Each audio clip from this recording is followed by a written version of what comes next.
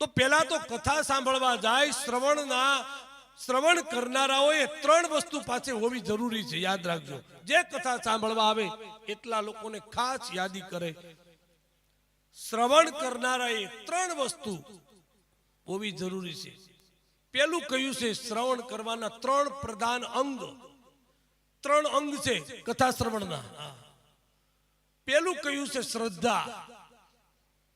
જેને શ્રદ્ધા ન હોય અને ફક્ત કંકોત્રી મળી છે એટલે આપણે જવું જોઈએ અને આપણે સોસાયટીમાં રહીએ છીએ એટલે ન જાય તો પાડોશી બધા અહીંયા વાતું કરશે કે બેન તો આવ્યા નહીં, એવા ભાવે આવશો તો કથાનું ફળ નહીં મળે.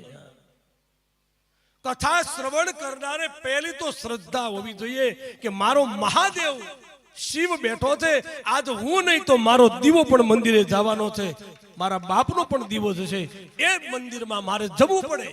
એ મહાદેવ છે. પહેલી જોઈએ શ્રદ્ધા.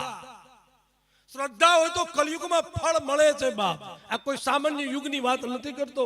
ત્રેતા યુગ સતયુગની વાત પછી છે, પણ પેલો હું તમે બેઠા છીએ એ યુગ બહુ મહાન.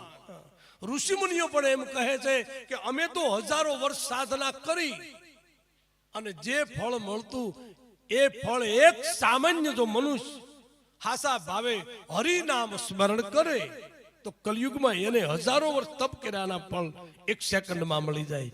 એવો યુગ એ કલયુગ છે બાબા. શ્રવણ પ્રધાન અંગ ત્રણ છે. પેલું શ્રદ્ધા. શ્રદ્ધા ન હોય અને કથામાં બેઠા હોય, મોબાઈલ નકરામાં જોયા કરીએ, કથામાં ધ્યાન ન આપીએ તો ફળ ન મળે. આજે મોબાઈલ છે ને એને કઈ 10 ઉજવા દીધી નથી કોઈને. આ જરૂર હોય ત્યાં સુધી બરાબર છે કે ભાઈ આપણે અહીંયા કોઈ વહીવટ કરતા હોય ને મોબાઈલ વાપરવો પડે, પણ બાકી હવે કથામાં બે ભજનમાં બે એ બધા આમાં કર્યા કરે. આમાં હું એ ભજન કરે કે લ્યો લાગે તમને કોઈ ભજન કરે? એવી એવી સંસ્કૃતિ મારા તમારામાં આવી છે કે મારું તમારું ભજન તોડી નાખ્યું બાબા. મારું તમારી શક્તિ હતી ને, શક્તિને પાયમાલ કરી દીધા મને તમને બાપ. અમે તો એક ગામમાં કથા કરવા ગયેલા, રાત્રિની કથા. તો રાત્રિની કથા હતી ને તો એક બેનના માથામાં આમ સોટલામાં લાઈટ લબક જબક થયા કરે. એટલે મને એમ થયું કે આ શું હોય છે? એટલે કટલેરીના અત્યારે નવી નવી વસ્તુ આવે એટલે મેં કીધું એમાંથી કંઈક વસ્તુ હોય છે. અમે ઓલી કથા પૂરી થતી બેનને પૂછ્યું કે બેન આ શું માથામાં લબક જબક થાય છે? કઈ કટલેરીમાં બક્કલ કે એવું કઈ એવું નવું? તો એમ કરી આમ અંબોડો છોડે ને તો મોટો જબર મોબાઈલ નીકળ્યો એમાંથી. લે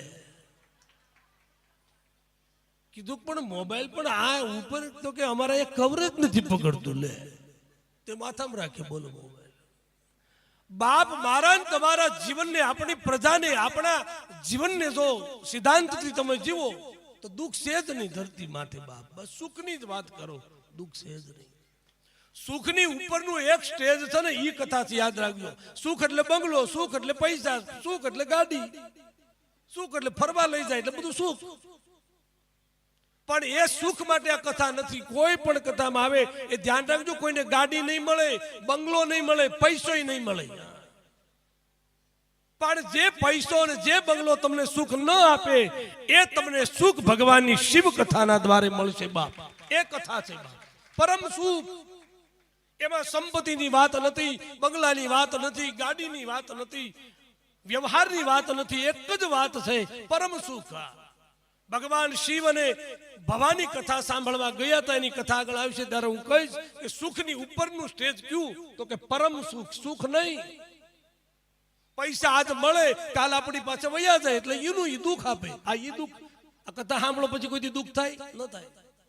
હર પલ હર ઘડી સત્સંગ મને તમને સુખ આપે એટલા માટે કહ્યું. વાલા યાદ રાખજો, કથામાં આવો, જે કઈ પદ તમને મળ્યું છે એ બધું દરવાજા બાદ. સંપત્તિ હોય તો ભલે, પદ બધું બાદ. હું છોડીને કથામાં બેસે એને જ ફળ મળે.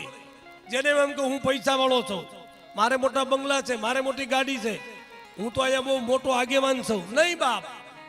એક વાર હું ને છોડી અને હરિને ભજો એટલે હરિ તરત મળી જાય બાપ. હરિ તરત તેડી લે બાપ. આ કથા હું ને મારવા માટે છે, હું ઊભું ન કરે. કથા સાંભળ્યા પછી, સત્સંગમાં ગયા પછી મારા ને તમારા હૈયાનું હું મરી જાય તો માની લેજો કે આપણે કથા કરી કહેવાય બાપ. કથામાં ગયા પછી હું પણ આવે તો માનવાનું કે મેં કથા સાંભળી જ નથી, આ કથાનું ફળ મને ન મળે બાબા. એ કથા નિર્મત શ્રદ્ધા, શ્રદ્ધા શ્રવણ પ્રધાન અંગ છે બાબા. હું છોડીને હરીને ભજવા એ ભગવાન છે બાબા. તો ભગવાનની કથા શ્રવણ કરવાના શ્રદ્ધા, પૂર્ણ વિશ્વાસ, અને ત્યાર પછી ત્રીજું જિજ્ઞાસાપણું.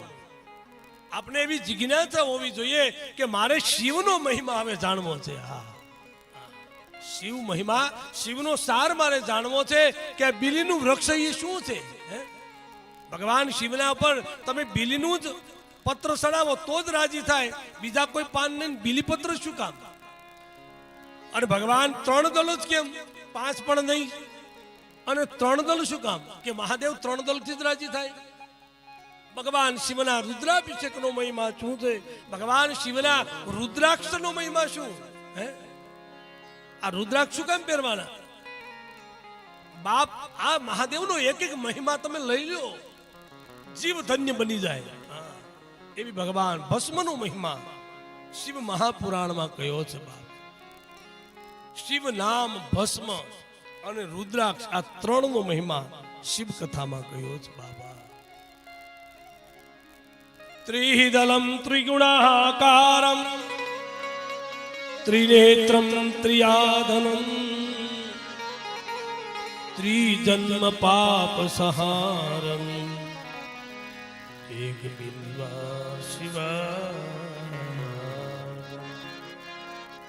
ભગવાન શિવ નામનો મહિમા અહીંયા ગવાયો છે અને એ દ્વારા કહ્યું છે બા, શિવ ભજન બિના ભક્તિને પાવહી મોરી. એટલા માટે પરમ તત્વ પરમાત્મા એમનો મહિમા એ કવાયો છે બાપ. એક જાહેરાત, પિતૃમોક્ષ યજ્ઞ કથા સ્થળમાં જ કરવાનો છે. જેને યજ્ઞમાં પોતાનું નામ લખાવવું હોય તે ચેતનભાઈ ભાલાળાને નામ લખાવી આપે. આવતીકાલની આરતી શ્યામનગર વિભાગ 1ની રહેશે. તાલના વરસાદથી વધાવેલી છે. શ્યામનગર વિભાગ 1 આવતીકાલના આરતીના યજમાન, આવતીકાલના શ્યામનગર વિભાગના 1 વિભાગમાંથી બધા જ લોકોને ભાવથી એક પણ આરતી જવા ન દેવી બાપ. જેને જેને લાભ મળે ને બધા જ લોકોએ તૈયાર થવું. તો આવતીકાલની આરતીનો લાભ એ લેશે. આવતીકાલે ઠાકોરજીને તેડવા પણ એને જ આવવાના. અહીંયા અમે કથામાં આવીએ એટલે ઠાકોરજીને લેવા માટે તૈયાર રહેવાનું, અહીંયા સામે ઊભું રહેવાનું, અને ઠાકોરજીને તરત ત્યાંથી તેડી અને આપણે અંદર આવવાનું રહેશે. એટલે ઠાકોરજીને તેડવાના પણ જેમની આરતીનો લાભ હોય એમને જ આ લાભ આપવામાં આવશે. તો પિતૃમોક્ષના યજ્ઞમાં જે કોઈને બેસવાની ઈચ્છા હોય એ ચેતનભાઈ ભાલાળાને નામ લખાવી દે એવી વિનંતી. ત્રિદલમ ત્રિગુણાકારમ ત્રિનેત્રમ ત્રિયાદનમ ત્રિજન્મ પાપ સહારમ એક બિલ્વઃ શિવાર્પણમ. તો કથા સાંભળવાના 3 પ્રધાન અંગ ગયા. એક શ્રદ્ધા, જિજ્ઞાસા, પણ ત્રીજું આપણને ભગવાન શિવ નામના મહિમાનું જિજ્ઞાસા હોવી જોઈએ. નામ સ્મરણનો મહિમા જાણવાનો, ભગવાનની કથાને જાણવાનું.